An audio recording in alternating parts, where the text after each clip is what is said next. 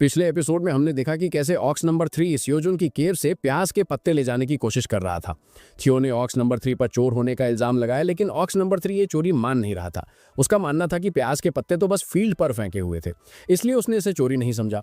Situation को clear करने के लिए थियो नंबर 3 को सियोजुन के पास ले आया।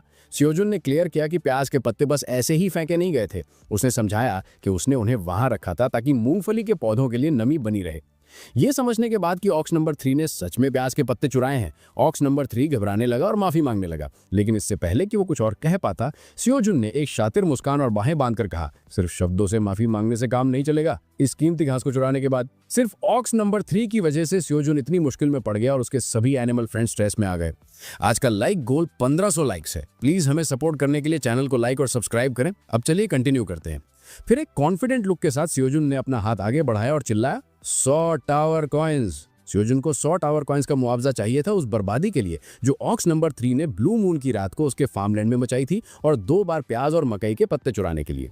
ये सुनते ही ऑक्स नंबर 3 की दुनिया ही पलट गई और सदमे में पीले पड़े चेहरे के साथ वो चिल्लाया और घबरा गया, पूछते हुए कि क्या वो घास इतनी महंगी थी। उसे कोई अंदाजा नहीं था और उसने दिल से माफी मांगी। ऑक्स नंबर 3 जमीन पर बैठ गया, मुंह लटकाए डिप्रेस था और उसे समझ नहीं आ रहा था कि क्या करे। उसने अनजाने में किसी और की चीजें चुरा ली थी और सियोजुन उसे गुस्से भरी निगाहों से घूर रहा था। तब ऑक्स नंबर 3 की तरफ हाथ दिखाते हुए थियो चिल्लाने लगा, जिद करते हुए कि उसने ही पत्ते चुराए हैं। उसने मांग की कि ऑक्स नंबर 3 जल्द से जल्द मुआवजे के लिए 100 टावर कॉइन्स पे करे। हालांकि ऑक्स नंबर 3 बस चुपचाप सुनता रहा, क्योंकि उसके पास एक भी टावर कॉइन नहीं था। फिर थियो ऑक्स नंबर 3 के शरीर पर चढ़ गया, उसके मस्कुलर एब्स पर टैप टैप करते हुए सियोजुन को चेयरमैन कहकर बुलाया। उसने पूछा कि अब उन्हें क्या करना चाहिए, क्योंकि ऑक्स नंबर 3 के पास पैसे तो नहीं है, बस उसका अंडरवेयर और उसका बड़ा पीपी है। सियोजुन ने हालांकि अपना गुस्से वाला एक्सप्रेशन बनाए रखा, जिससे ऑक्स नंबर 3 और भी घबरा गया और चिंतित हो गया। उसके चेहरे पर पसीने की बूंदें आ गईं जब वो अपने किए के परिणाम और पूरे ऑक्स क्लैन के गर्व पर पड़ने वाले असर के बारे में सोचने लगा। इस शांति को तोड़ते हुए सियोजुन ने अभी भी एक कॉन्फिडेंट लुक और प्यारी मुस्कान के साथ थियो को पोलाइटली सुझाव दिया कि एक सॉल्यूशन हो सकता है। अगर ऑक्स नंबर 3 के पास पे करने के लिए पैसे नहीं है तो वो अपनी मेहनत से चुका सकता है। सियोजुन ने प्रपोज किया कि ऑक्स नंबर 3 को हर रोज उसके पास आना होगा और मेहनत से काम करना होगा, जो कुछ भी सियोजुन उसे करने को कहेगा। बदले में सियोजुन ऑक्स नंबर 3 को हर रोज 1 टावर कॉइन देगा और 100 दिनों के बाद वो अपना 100 टावर कॉइन्स का कर्ज चुका सकता है। जैसे ही सियोजुन ने ये अरेंजमेंट समझाया, ऑक्स नंबर 3 ने ध्यान से सुना। प्रपोजल को प्रोसेस करने के बाद उसने पूछा, तो सियोजुन तुम चाहते हो कि ऑक्स नंबर 3 यहाँ काम करे और अपना कर्ज उतारे, है ना? सियोजुन ने अपना चेहरा छुपाते हुए कहा, हाँ ऑक्स नंबर, तुमने सही समझा। हर रोज 1 टावर कॉइन के ऊपर सियोजुन ऑक्स नंबर 3 को खाने के लिए फूड भी देगा, जैसे कि हरा प्याज जो उसने अभी चुराया था और मकई के पत्ते जो उसने उस दिन चुराए थे। लेकिन ये तो सिर्फ शुरुआत है, क्योंकि उसके पास देने के लिए और भी बहुत सारी डिलीशियस फसलें हैं, जैसे मकई, चेरी टमाटर और शकरकंद। ऑक्सम जितना चाहे उतना खा सकता है या घर भी ले जा सकता है, क्योंकि सियोजुन कोई बुरा इंसान नहीं है और वो अपने वर्कर्स का अच्छा ख्याल रखेगा। लेकिन इससे पहले कि सियोजुन अपनी बात पूरी कर पाता, ऑक्स नंबर 3 के थूक की बौछार सियोजुन के चेहरे पर पड़ने लगी। ऑक्स नंबर 3 सच में पंप हो गया, उसके मुंह से लार टपकने लगी और वो आंखें फाड़े जोर जोर से सांस लेने लगा, चिल्लाते हुए कि क्या वो सच में उतनी जादुई घास खा सकता है जितनी वो चाहे। सियोजुन ऑक्स नंबर 3 की सांस और लार की बारिश के कारण बड़ी मुश्किल से खड़ा हो पा रहा था। उसने एक प्यारी और पोलाइट टोन में अपना हाथ आगे बढ़ाते हुए कहा, हाँ हाँ ऑक्स नंबर 3, तुमने सही सुना, तुम सच में जितना तुम्हारा दिल चाहे उतना खा सकते हो। तो चलो पहले एक कॉन्ट्रैक्ट साइन खोल लेते हैं, ऑक्स नंबर 3 कल से काम पर आ सकता है। ये सुनकर ऑक्स नंबर 3 ने खुशी से मुस्कुराते हुए चेहरे के साथ अपना हाथ आगे बढ़ाया और सियोजुन के साथ 100 दिनों तक उसका गुलाम बनने का कॉन्ट्रैक्ट कर लिया, ये कहते हुए कि वो जिंदा सबसे खुश मॉन्स्टर है। अगर उसे ये जादुई पत्ते खाने को मिल रहे हैं तो वो 2 टावर कॉइन्स भी पे करने को तैयार है, और यहाँ उसे टावर कॉइन्स मिलने के ऊपर जादुई घास मुफ्त में खाने को मिलेगी। ये उसके लिए स्वर्ग जैसा है। फिर ऑक्स नंबर 3 ने जोश में सियोजुन का हाथ हिलाया और सियोजुन ने भी मुस्कुराते हुए चेहरे से हाथ मिलाया, सोचते हुए कि उसने फार्मलैंड खोदने में मदद के लिए एक अच्छा मस्कुलर वर्कर हासिल कर लिया है। ऑक्स नंबर 3 सोच रहा था कि उसे कितनी अच्छी डील मिली है। उसे सजा मिलनी चाहिए थी, लेकिन उसके बदले उसे इनाम मिल रहा था। इन सब में थियो अपना मुंह खोले हैरान खड़ा था सियोजुन की बिजनेस टैक्टिक्स देखकर। थियो ने सियोजुन से एक और कीमती सबक सीखा था कि अगर किसी के पास पैसे ना हो तो वो अपनी मेहनत से चुका सकते हैं। वो सियोजुन की और भी ज्यादा इज्जत करने लगा था, क्योंकि उसने एक बार फिर ये कीमती सबक सीखा था। तुरंत थियो ने सीरियस चेहरे के साथ एक पेपर और पेन निकाला। ये कहते हुए कि उसे ये सब लिख लेना चाहिए ताकि अगर फ्यूचर में किसी भी कारण से उसके पास किसी चीज के लिए पे करने के पैसे ना हो तो वो अपनी मेहनत ऑफर कर सके।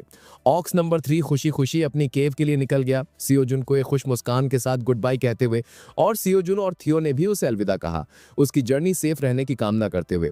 उसके बाद सियोजुन थियो की तरफ मुड़ा और एक प्यारी मुस्कान के साथ उसकी तारीफ करते हुए कहा कि थियो ने चोर को पकड़कर सच में बहुत अच्छा काम किया है। उसकी वजह से सियोजुन को एक बढ़िया वर्कर मिल गया था और फार्मलैंड की जुताई करना अब बहुत आसान हो जाएगा। थियो ने गर्व भरी मुस्कान के साथ सियोजुन की बात सुनी। ये सुनकर थियो ने भी जोश में पूछा कि क्या उसने सच में अच्छा काम किया है, सोचते हुए कि उसने कितना अच्छा किया है। उसने सोचा कि सियोजुन शायद उसे उसके बेहतरीन काम के लिए चेयरमैन बना देगा। सियोजुन ने थियो को इतने एक्साइटमेंट में देखकर बस हल्का सा मुस्कुराया। फिर सियोजुन पीछे मुड़ा, अपने हाथ बांधे और मुस्कुराते हुए कहा, क्योंकि थियो ने इतनी बड़ी उपलब्धि हासिल की है, मैं अब तुम्हारा सेल्स कैट स्टेटस पूरे 1 महीने के लिए बढ़ा दूंगा। यह सुनकर थियो ने एक सीधा और निराश लुक दिया। वो चेयरमैन के स्टेटस पर प्रमोट होने की और सियोजुन पर अथॉरिटी पाने की उम्मीद कर रहा था। फिर थियो एक बच्चे की तरह सियोजुन की टांगों से लिपट गया और एक बिगड़े हुए बच्चे की तरह जिद करने लगा, कहते हुए कि उसे और इनाम चाहिए और ये फेयर नहीं है। सियोजुन थोड़ा चिढ़कर थियो को अपनी टांग से हटाने की कोशिश करते हुए अपनी टांगें हिलाने लगा। उसने थियो से कहा कि उसे नीचे उतरना होगा क्योंकि उसके पास बस यही एक पेयर पैंट्स है और अगर वो फट गई तो उसे केव में नंगा घूमना पड़ेगा। और बस इसी तरह दिन खुशी खुशी बीतने लगे। अगले दिन सुबह जल्दी सियोजुन कंधे पर वॉरियर रैबिट को बिठाए कुछ क्रे फिश का शिकार करने के लिए तैयार हो गया। सियोजुन के पास उसका खंजर था और वॉरियर रैबिट के पास उसका छोटा हथौड़ा। दोनों कॉन्फिडेंस से क्रे फिश को घूर रहे थे। सियोजुन के कमांड के साथ वॉरियर रैबिट ने अपना क्यूट छोटा सा हैमर उठाते हुए छलांग लगाई और एक ही झटके में वो आसानी से क्रे फिश का शिकार करने लगे। थोड़ी देर बाद हम सियोजुन को उसके खंजर से पूरे कॉन्सेंट्रेशन के साथ क्रे फिश की खाल उतारते हुए देखते हैं। वॉरियर रैबिट दूसरी तरफ सिस्टमैटिक तरीके से एक एक करके क्रे फिश को मार रहा था और उन्हें सियोजुन को पकड़ा रहा था। सियोजुन पीछे मुड़ा और कहा, आज के लिए इतना काफी होना चाहिए और हम क्रे फिश का एक बड़ा ढेर देखते हैं जिनकी खाल बड़ी सफाई से उतारी हुई थी। सियोजुन ने एक मरा हुआ क्रे फिश पकड़ा हुआ था और एजाइल रैबिट और व्हाइट रैबिट क्रे फिश का ध्यान रख रहे थे, आसानी से खाल उतार रहे थे क्योंकि सियोजुन ने उस काम के लिए कट लगा दिया था। फिर सियोजुन ने वॉरियर रैबिट को हंटिंग रोकने का ऑर्डर दिया और वॉरियर रैबिट ने खुशी से बात मानी। सियोजुन के बगल में उतरकर सियोजुन ने एक प्यारी मुस्कान के साथ ब्लैक रैबिट की तारीफ की, कहते हुए कि उसने बहुत अच्छा काम किया और सच में कड़ी मेहनत की। ऐसा लग रहा था कि वॉरियर रैबिट की स्किल्स में काफी सुधार हुआ है। हालांकि कुछ अनएक्सपेक्टेड हुआ। वॉरियर रैबिट का शरीर एक ब्लू ऑरा के साथ ग्लो करने लगा। सियोजुन ने कंफ्यूज होकर वॉरियर रैबिट से पूछा कि उसका शरीर क्यों ग्लो कर रहा है, लेकिन वॉरियर रैबिट भी उतना ही उलझन में था। उसे नहीं पता था कि वो क्यों ग्लो कर रहा है। अगले ही पल वॉरियर रैबिट का हैमर ग्लो करने लगा और वो हवा में तैरने लगा, जिससे वॉरियर रैबिट और भी चौंक गया। और फिर एक ट्रांसफॉर्मेशन के साथ वॉरियर रैबिट का हैमर इवॉल्व हो गया और बदल गया। अब हैमर का एक आधा हिस्सा नुकीले कोन जैसा था और दूसरा आधा हिस्सा फ्लैट था, जिससे ये बैटल के लिए और ज्यादा फ्लेक्सिबल और डेडली बन गया था। ये देखकर सियोजुन हैरानी से चिल्लाया, वाह, तुम इवॉल्व हो गए। वॉरियर रैबिट अभी भी सदमे और हैरानी में उस तैरते हुए नए इवॉल्व हैमर को पकड़ा और धीरे धीरे उसका शरीर नॉर्मल होने लगा। फिर सियोजुन ने एक प्यारी मुस्कान के साथ ताली बजाना शुरू किया और वॉरियर रैबिट को बधाई दी। साथ में चबी रैबिट, कार्ट रैबिट और व्हाइट रैबिट्स भी थे। वो सभी वॉरियर रैबिट के लिए सच में खुश थे और उन्होंने तालियां बजाकर उसे बधाई दी। सियोजुन ने कमेंट किया कि वॉरियर रैबिट का नया हैमर सच में बहुत कूल लग रहा है और वो उसके लिए सच में खुश था। वॉरियर रैबिट सारी तारीफें सुनकर पॉन्ड के किनारे खड़ा हो गया, अपना नया इवॉल्व हैमर गर्व और कॉन्फिडेंस के साथ अपने कंधे पर रखे हुए। सियोजुन ने उत्साह से कहा, अब जब वॉरियर रैबिट इवॉल्व होकर एक असली वॉरियर बन गया है तो वो क्रेफिश हंटिंग खुद ही संभाल सकता है। थम्स अप दिखाते हुए वॉरियर रैबिट ने भी जोश भरे थम्स अप के साथ जवाब दिया, ये मुझ पर छोड़ दो। हालांकि उनकी बातचीत मम्मी बेयर की दहाड़ से इंटरप्ट हो गई। मम्मी बेयर सियोजुन को केव के बाहर आने का इशारा कर रही थी। सियोजुन फिर केव से बाहर निकला, पूछते हुए, कोई प्रॉब्लम है क्या? जैसे ही उसने केव की दीवार पर देखा जहां बेबी बेयर इशारा कर रहा था, वो एक मधुमक्खी का छत्ता देखकर चौंक गया। जोश में वो चिल्लाया, क्या ये नई थिक बी, नई क्वीन बी का बी हाइव है? तभी सियोजुन की आवाज सुनकर बेबी क्वीन बी छत्ते के छेद से बाहर निकली। जब उसने सियोजुन को देखा तो उसके चेहरे पर एक क्यूट सी मुस्कान थी और अगले ही पल वो जोश में सियोजुन की तरफ डैडी कहते हुए लपकी। ये अचानक खुलासा सियोजुन को एक पल के लिए चौंका गया और वो चिल्लाया, क्या ये उस दिन पैदा हुई मम्मी क्वीन बी की बेबी है? फिर बेबी क्वीन बी अपने डैडी सियोजुन के पास आई और अपना गाल सियोजुन के गाल से रगड़ने लगी। सियोजुन ने उसे पकड़कर अपना गाल भी उसके गाल से रगड़ना शुरू कर दिया, ये जाहिर करते हुए कि वो उससे मिलकर कितना खुश है। उसने हर रोज इस पल का सपना देखा था और सच में चिंतित था, सोच रहा था कि वो कहाँ चली गई। अब वो आखिरकार उससे मिलकर बहुत खुश था। बेबी क्वीन बी ने फिर अपने खुद के पॉइजन वर्कर बी फॉर्मेशन को बुलाया और सियोजुन ने उन्हें ग्रीट किया, बेबी क्वीन बी की तारीफ करते हुए कि कैसे उसने पहले ही अपनी छोटी सी बी एम्पायर बनाना शुरू कर दिया है। वो उससे सच में इम्प्रेस था। सियोजुन फिर बेबी बेयर की तरफ मुड़ा और खुद को करेक्ट करते हुए कहा कि ये उस क्वीन बी की बेबी है जिसका हनी तुम्हें सच में बहुत पसंद है। उसने बेबी बेयर को उसे हेलो कहने के लिए एनकरेज किया। बेबी क्वीन बी सियोजुन के पीछे खड़ी उत्सुकता से अपने नए अंकल बेयर को घूर रही थी।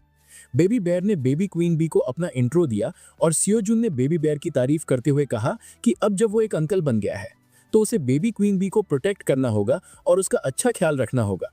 इस तरह मम्मी क्वीन बी ये देखकर खुश होगी और वो शायद बेबी बेयर को खाने के लिए अपना स्पेशल जूस और देगी। बेबी क्वीन बी ये सब सियोजुन के हैट पर बैठे हुए सुन रही थी। फिर अगले ही पल baby queen bee baby bear की तरफ लपकी और एक प्यारी मुस्कान के साथ अपने नए अंकल की नाक पर थपथपाने लगी। वर्कर बीवी बेबी बेयर के ऊपर बैठ गई और बेबी बेयर ने खुशी से बेबी क्वीन बी का स्वागत किया और उसके साथ खेलने लगा। उसका दिल खुशी से भर गया और मदर बेयर और सियोजुन बेबी बेयर और बेबी क्वीन को खुशी से खेलते हुए देखते रहे। हालांकि जमीन थोड़ी हिलने लगी और सियोजुन पीछे मुड़ा तो देखा कि कोई और नहीं बल्कि ऑक्स नंबर 3 एक खुश और प्यारी मुस्कान के साथ आ रहा है। ऑक्स नंबर 3 ने सियोजुन को एक फ्रेंडली हेलो कहा और सियोजुन ने भी हेलो और गुड मॉर्निंग कहकर जवाब दिया। लेकिन इससे पहले कि वो और बात कर पाते, मदर बेयर ने अचानक जमीन पर जोर से पैर पटका जिससे पूरी जमीन हिल गई। इससे सियोजुन, बेबी क्वीन बी और वहां मौजूद सभी लोग चौंक गए। मदर बेयर ने ऑक्स नंबर 3 की तरफ एक जोरदार दहाड़ लगाई और उसकी दहाड़ का शॉकवेव इतना ताकतवर था कि उसने सबको पीछे धकेल दिया। ऑक्स नंबर 3 को यह एहसास हुआ कि वो उस रेड बेयर का सामना कर रहा है जिसके बारे में ऑक्स काइंड ने उसे चेतावनी दी थी और वो लड़ाई के लिए तैयार पोजीशन में आ गया। मदर बेयर अपनी आंखों में एक मौत का लुक लिए एक खूनी लड़ाई के लिए तैयार थी। माहौल गहरा और ठंडा हो गया क्योंकि हवा में टेंशन भर गया था। ऑक्स नंबर 3 ने अपनी मुट्ठियां भींच ली, अपने मसल्स फुलाए और रेड बेयर को पूरी गंभीरता से घूरने लगा। उसने कहा कि उसने इतनी जल्दी रेड बेयर से मिलने की उम्मीद नहीं की थी, लेकिन अब लड़ने के अलावा कोई चारा नहीं था। जवाब में मदर बेयर, जो पहले से ही गुस्से में थी, और भी ज्यादा भड़क गई। उसकी आंखें लाल चमकने लगीं और वो लगातार गुर्राती रही मानो वो ऑक्स नंबर 3 को जिंदा चबा जाएगी। सिचुएशन को बिगड़ता देख सियोजुन ने मदर बेयर को रोकने की कोशिश की, समझाते हुए कि ऑक्स नंबर 3 दुश्मन नहीं है। हालांकि मदर बेयर इतने गुस्से में थी कि उसने सियोजुन की बात नहीं सुनी। गुस्से में उसने सियोजुन, बेबी बेयर और बेबी क्वीन बी को एक तरफ फेंक दिया, जबकि सियोजुन डेस्परेटली एक खूनी लड़ाई को होने से रोकने की कोशिश कर रहा था। तभी थियो, वॉरियर रैबिट और कार्ट रैबिट केव से बाहर आए और सियोजुन को जमीन पर पड़ा देखा। उन्होंने पूछा कि क्या हो रहा है और सियोजुन ने थोड़ी चिंता और डर के साथ समझाया कि ऑक्स नंबर 3 और मदर बेयर लड़ाई करने वाले हैं। अगर उसने कुछ नहीं किया तो उनमें से एक मर सकता है या बुरी तरह जख्मी हो सकता है। सियोजुन ने ध्यान से थियो को अपने कंधे पर बैठाया और एक अर्जेंसी के साथ थियो से कहा कि वो ऑक्स नंबर 3 और मदर बेयर दोनों को लड़ाई रोकने के लिए मनाने की कोशिश करे। मदर बेयर सियोजुन की बात नहीं सुन रही थी और थियो थोड़ा डरा और घबराया हुआ होने के बावजूद ट्राई करने के लिए मान गया। सियोजुन फिर उस सीन की तरफ दौड़ने लगा जहां मदर बेयर और ऑक्स नंबर 3 एक दूसरे को खतरनाक तरीके से घूर रहे थे। वो उनसे लड़ाई रोकने की मिन्नतें करता रहा, जोर देकर कहते हुए कि मिनोटॉर अब उसके लिए काम कर रहा है। गलतफहमी सुलझ गई थी और कॉन्फ्लिक्ट की कोई जरूरत नहीं थी। मदर बेयर ने आखिरकार अपना ध्यान सियोजुन की तरफ किया। उसके सिचुएशन को समझाने और लड़ाई को रोकने की कोशिशों के बावजूद मदर बेयर गुस्से में गुर्राई। थियो ने ट्रांसलेट करते हुए समझाया कि मदर बेयर चाहती है कि सियोजुन अपनी केव में वापस चला जाए।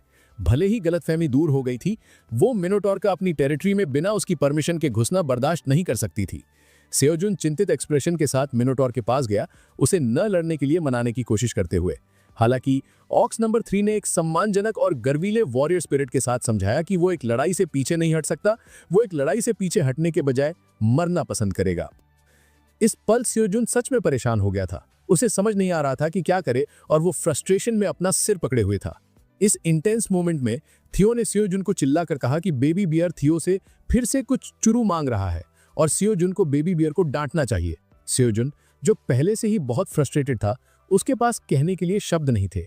मामले को और बिगाड़ते हुए टावर मैनेजर ने सियोजुन को खाना मांगना शुरू कर दिया क्योंकि वो बोर हो रही थी और भूखी थी। सियोजुन ने टावर मैनेजर को समझाने की कोशिश की कि वो मम्मी बियर और मिनोटॉर के बीच लड़ाई रोकने में बिजी है। हालांकि टावर मैनेजर ने जिद की कि उसे खाना है क्योंकि वो सच में भूखी है। इससे पहले कि सियोजुन कोई जवाब दे पाता, बेबी बियर पीछे से सियोजुन की शर्ट खींच रहा था, चूरू मांग रहा था क्योंकि वो भूखा था।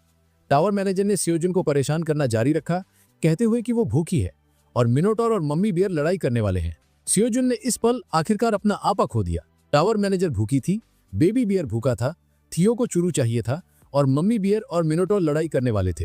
वो अपनी बर्दाश्त की हद पार कर चुका था। सियोजुन का पूरा चेहरा लाल हो गया और वो अपनी पूरी ताकत से चिल्लाया, अगर कोई मेरी बात नहीं सुनेगा तो मैं किसी को खाना नहीं दूंगा।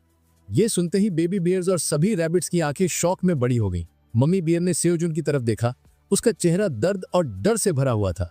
मम्मी बियर और मिनोटार को जब एहसास हुआ कि उन्हें स्वादिष्ट खाना नहीं मिलेगा तो वो डिप्रेशन में चले गए। बेबी बियर और सभी रैबिट्स ये सोचकर ही घबराहट में चीखने लगे कि उन्हें सियोजुन का स्पेशल जूसी फूड नहीं मिलेगा, और कार्ट रैबिट बस सारा केओस देखकर अपना सिर पकड़े हुए था। आखिरकार टावर मैनेजर भी अपने गाल पकड़कर चीखने लगी और थियो सियोजुन की शर्ट पकड़ते हुए सियोजुन को सर कहकर जोर जोर से रोने लगा, माफी मांगते हुए और विनती करते हुए कि उसका फूड सप्लाई न काटा जाए। सियोजुन शांत रहा, उसका गुस्सा साफ दिख रहा था और अब सभी लोग डैडी सियोजुन के सामने शांत हो गए, जैसे उन्हें उनके पिता के सामने डांट पड़ी हो।